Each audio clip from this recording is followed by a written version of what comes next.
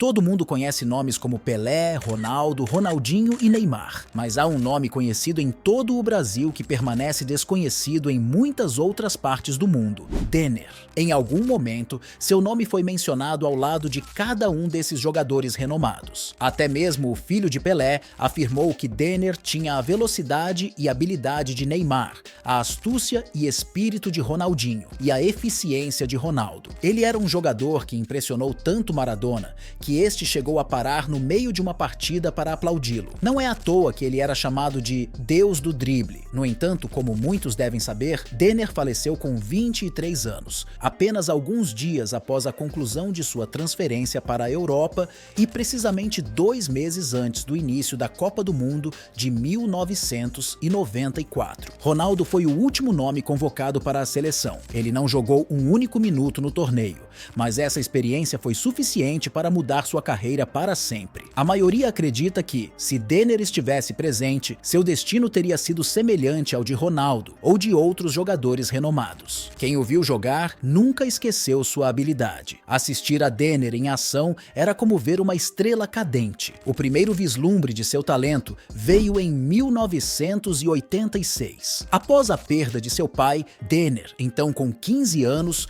deixou o futebol para ajudar sua mãe com as despesas. Entretanto, naquele ano, um importante torneio juvenil de futsal ocorreu em sua cidade natal. Estou falando de transmissões ao vivo pela TV e de 7.000 pessoas nas arquibancadas para a final. Há clubes na Liga dos Campeões atualmente com frequências médias menores do que essa, então, para as escolas participantes, isso era algo de grande importância. Por isso, os olheiros percorriam as ruas em busca de crianças carentes dispostas a jogar em troca de alguns dólares e acabaram encontrando Denner, oferecendo-lhe uma bolsa de estudos. No entanto, Denner nunca frequentou as aulas, então o que estavam fazendo era pagar a ele para jogar futsal. Eles não esperavam que Denner estivesse ciente de seu próprio talento e começasse a extorquí-los, recusando-se a jogar a menos que recebessem pagamentos cada vez maiores. Na época da final, ele já estava ganhando mais com o futsal do que poderia ganhar em um emprego comum. No entanto, isso logo perdeu importância,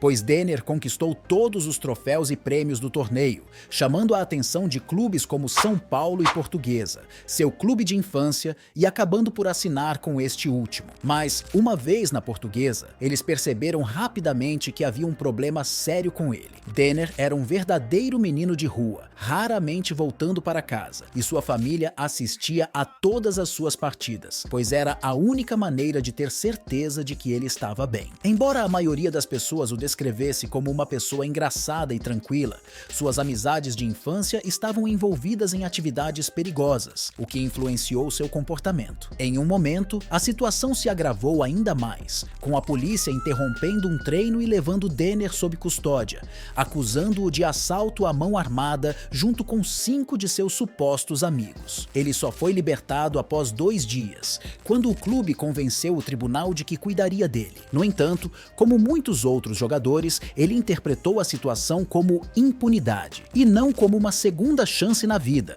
o que levou a problemas mais sérios no futuro. Mesmo assim, logo depois, ele estava fazendo sua estreia pelo clube, impressionando todos que o via. 2 anos depois, apesar de seu talento, a Portuguesa enfrentava dificuldades financeiras e não o promoveu totalmente ao time titular, apesar de ele já estar jogando com eles há 2 temporadas. Como Denner não queria deixar o clube de sua infância, ele orquestrou uma falsa transferência para a Bélgica, levando a situação a tal ponto que dirigiu até o aeroporto como se estivesse prestes a sair, o que levou o presidente a desistir e conceder-lhe o contrato que desejava. Embora moralmente questionável, a estratégia acabou sendo genial e benéfica para a Portuguesa. Logo após a assinatura do contrato, em uma partida do Campeonato Paulista, Denner driblou metade do time adversário e marcou um gol que até hoje é considerado o maior da história do clube. Depois, com muitas outras atuações memoráveis, a seleção brasileira entrou em contato com ele. Em sua estreia, Denner estava tão animado para entrar que acabou correndo para dentro de campo antes que o outro jogador saísse, sendo forçado pelo árbitro a repetir todo o processo. No entanto, essas travessuras não o afastaram do jogo. Apesar de ter ficado apenas 6 minutos em campo, ele entrou, avançou e iniciou um contra-ataque que permitiu permitiu ao Brasil empatar a partida. Foi um começo muito promissor, mas logo em seguida, Denner perdeu uma das maiores partidas da temporada devido a uma lesão sofrida ao tentar empinar sua motocicleta. A mídia começou a criticá-lo e a situação se agravou quando a seleção sub-23 do Brasil não conseguiu se classificar para os Jogos Olímpicos, com Denner sendo apontado como culpado pelo fracasso. Denner era considerado a estrela principal de um time que contava com jogadores como Cafu e Roberto Carlos. Por mais injusto que tenha sido o tratamento que recebeu, isso também demonstrava sua grandeza. No entanto, não me interpretem mal, a mídia tinha algum fundamento em suas críticas, como sua própria tia disse uma vez. Ele achava que dormir apenas 3 horas na véspera de um jogo era mais do que suficiente. Para Denner, parecia realmente ser o bastante. Houve uma ocasião em que ninguém conseguiu encontrá-lo na véspera do jogo contra o Santos. Todos estavam preocupados. O técnico já estava preparando um novo plano de jogo para compensar sua ausência, mas algumas horas antes da partida, ele apareceu como se nada tivesse acontecido. Denner entrou na partida e parecia ausente, e ao intervalo, o time estava perdendo por 2-0. No vestiário, o técnico ficou furioso com ele, culpando-o por tudo e ameaçando substituí-lo. Nesse momento, Denner olhou nos olhos do treinador e disse: "Não vou desistir, vou voltar para o campo e sou eu quem decide quando a partida acaba." Ao terminar a frase, o vestiário ficou em silêncio, pois todos sentiram que algo estava prestes a acontecer. Ele então liderou a Portuguesa para uma virada por 4-2. Quando o apito final soou, ele se virou para os companheiros e disse: "Eu disse o que disse, eu sou Denner, todos aqui precisam entender isso, eu sou Denner." Em outras palavras, ele queria que soubessem que ele era ele. Independentemente disso,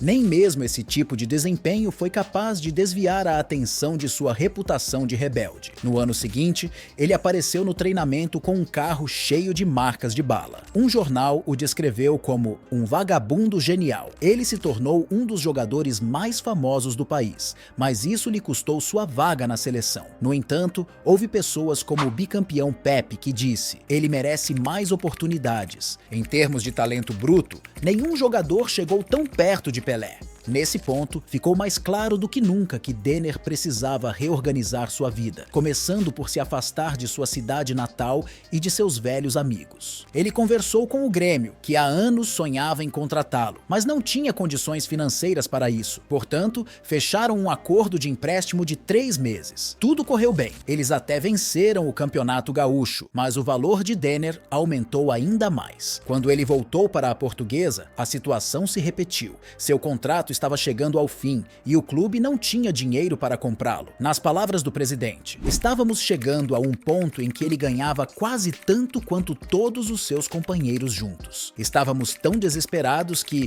brincando ou não, cogitamos oferecer-lhe o estádio em troca de sua permanência. Percebemos que não poderíamos mantê-lo por muito mais tempo. Nesse momento, Denner fez uma sugestão que mudaria o rumo de sua vida. Ele disse que renovaria seu contrato se o clube lhe desse um Mitsubishi Eclipse como bônus de assinatura. Pode parecer um pedido modesto hoje, mas na época, importar carros para o Brasil era extremamente difícil devido a leis rígidas, tornando a obtenção de um veículo desse como encontrar uma agulha no palheiro. Mas agora, se você chegou até aqui, peço que você deixe o seu like e se inscreva no canal para receber os próximos vídeos. Sem mais enrolações, vamos continuar. Quando Denner conseguiu o carro, ele se destacou por ser um dos poucos proprietários de um Mitsubishi Eclipse no país. Sempre que ele dirigia o carro, que chamava de sua nave, as pessoas reconheciam a pintura toda branca com a placa DNR 0010 e sabiam exatamente quem ele era. No entanto, o que Denner não sabia é que essa decisão acabaria levando-o à sua sentença de morte. Enquanto isso acontecia em São Paulo, outra história se desenrolava no Rio de Janeiro, que selaria seu destino. Em 1989, Eurico Miranda se tornou diretor de futebol da seleção brasileira, liderando o time à vitória na Copa América após 40 anos de seca. No entanto, um ano depois, ele já havia saído devido a conflitos de interesse com sua posição como vice-presidente do Vasco da Gama. Ao mesmo tempo, Jair Pereira, técnico que levou o Brasil a 2 Copas do Mundo Sub-20, foi demitido do Atlético Mineiro após se desentender com o presidente do clube. Foi então que Eurico Miranda se aproximou de Jair Pereira, propondo que ele se juntasse ao Vasco e perguntou: "Jair, você quer ser campeão comigo?" Jair respondeu: "Sim, vou fazer de você um campeão, mas tenho uma exigência: Denner." Nesse momento, Eurico ficou surpreso, pois contratar Denner seria sua primeira sugestão. Para Denner, que estava determinado a corrigir seus erros e garantir uma vaga na Copa do Mundo de 1994, ingressar no Vasco parecia ser a escolha perfeita. Ele estava ganhando visibilidade ao ingressar em um dos maiores clubes do Brasil, ao mesmo tempo que se afastava de sua cidade natal e tentava limpar sua imagem, atendendo os interesses de 2 homens com influência na seleção brasileira. Pela primeira vez, parecia que ele estava tomando a decisão certa, ou pelo menos era o que todos pensavam. No primeiro dia de treino, Denner estava tão empolgado que, quando Jair pediu para os jogadores que começassem o treino correndo pelo campo, ele correu com tanta velocidade que, ao chegar à bandeira de escanteio, escorregou, caiu, bateu a cabeça e desmaiou, provocando risos entre seus novos colegas de equipe. No entanto, essa empolgação excessiva se traduziu em bom desempenho em campo. Podemos dizer que a estreia de Denner contra o Newell's Old Boys é sem dúvida a partida mais marcante de sua carreira. Naquele dia, as atenções deveriam estar voltadas para Maradona, que estava jogando sua primeira partida após meses afastado por lesão. Mas Denner tinha outros planos. Com 6 minutos de jogo, ele pegou a bola e driblou 1, 2, 3, 4, 5 jogadores, quase marcando um gol espetacular. No início da partida, Maradona já balançava a cabeça, incrédulo, e Denner continuou mostrando sua habilidade até ser substituído. Foi uma atuação tão impressionante que no dia seguinte, até os jornais argentinos destacaram Denner nas manchetes. Mas o momento mais surpreendente foi quando Maradona surpreendeu o elenco vascaíno ao entrar no vestiário perguntando por Denner. Maradona queria apertar a mão do jovem jogador. Não há selo de aprovação maior do que esse. E assim que Diego saiu, Denner não perdeu a oportunidade de brincar com seus companheiros, dizendo: "Maradona já pediu para conhecê-lo? Acho que não." 3 anos depois, quando seu companheiro Ricardo Rocha foi para o Newell's Old Boys, as pessoas ainda falavam do garoto que ensinou Maradona como se faz. Foi especialmente curioso que uma partida sem gol se tornasse tão icônica. Afinal, Denner ficou conhecido por dizer: "Às vezes, o drible é mais bonito que o gol." Mesmo assim, nos meses seguintes no Vasco, Denner viveu sua melhor fase. No entanto, o que ninguém percebeu na época era que, durante esse período, Denner estava enfrentando um dos momentos mais desafiadores de sua vida. Apesar de ter 3 filhos e de ser o principal provedor financeiro para a mãe deles, quase como se ela fosse sua esposa, Denner nunca se casou com ela e foi totalmente franco sobre o fato de estar namorando outras mulheres. Um mês após sua chegada ao Vasco, sua namorada da época faleceu em um acidente de trânsito durante o carnaval. Mesmo com o impacto emocional, apenas 2 meses depois, suas atuações em campo lhe renderam uma oferta para se transferir para a Europa. Ao final da temporada, Denner assinaria contrato com o Stuttgart por 3 milhões de dólares, mas infelizmente essa transferência nunca se concretizou. Apenas 3 dias após assinar o contrato e 16 dias depois de completar 23 anos, Denner, que havia retornado a São Paulo para as negociações, decidiu voltar imediatamente ao Rio por volta da meia-noite. Apesar de já ter uma passagem aérea marcada para a manhã seguinte, ele se recusou a deixar seu famoso Mitsubishi Eclipse em São Paulo. Cansado e com 5 horas de viagem pela frente, sua família tentou convencê-lo a passar a noite, mas ele não quis ouvir. 3 meses antes, Denner conheceu um homem chamado Otto Miranda, um traficante de armas condenado, suposto traficante de drogas e amigo pessoal de Romário e Edmundo. Mais uma vez, Denner fez más escolhas ao escolher suas amizades e convidou Otto para acompanhá-lo a São Paulo. Naquele dia, independentemente do que a família de Denner dissesse, Otto insistiu que eles poderiam se revezar dirigindo o carro carro enquanto o outro descansava. E assim foi. Antes de partir, Denner ligou para um de seus melhores amigos, Edinho, goleiro do Santos e filho de Pelé. Os dois se conheceram cerca de 7 anos antes,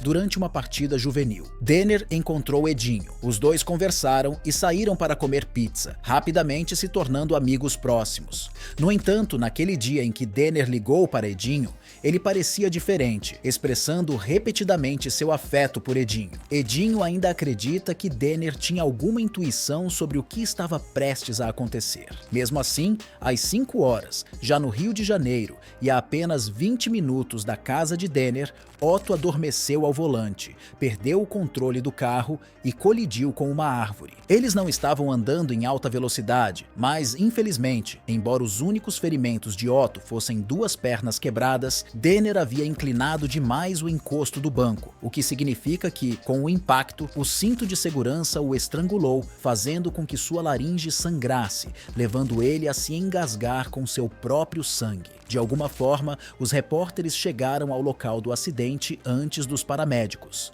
e as imagens de Denner deitado no chão com jornais cobrindo seu rosto foram vistas por todos no Brasil. 13 dias depois, Ayrton Senna também morreu, tornando esse mês um dos mais trágicos na história do esporte brasileiro. Para piorar a situação, foram necessários anos de processo judicial para que sua família recebesse os 3 milhões de dólares devidos pelo seguro de vida. O Vasco nunca apresentou os documentos, porque afinal, ninguém espera que alguém morra com 23 anos. Para piorar ainda mais, Otto foi assassinado alguns meses depois.